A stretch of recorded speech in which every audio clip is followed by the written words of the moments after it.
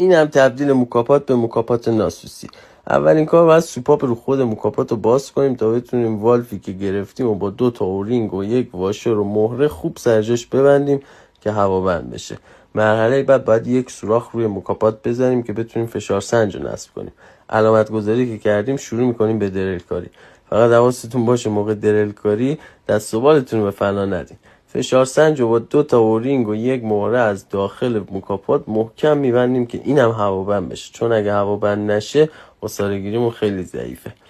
خب کار درآمد. حالا باید قهوه‌مون رو تمپ کنیم، اونم چه تمپ خرکی، چون واقعا دستگاه فشارش بالاست. حالا در ادامه میبینیم.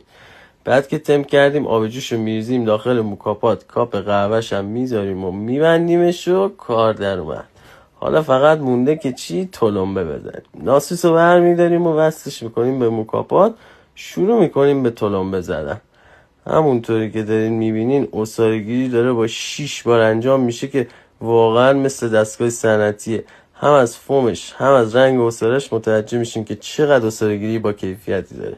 اگه خوشتون اومد پست برای دوستاتون بفرستین و لایک و کامنت بذارین و نظر بهم بدین که پروژه بعدی چی باشه، چون خیلی قرار خفن تر از اینا عمل کنیم.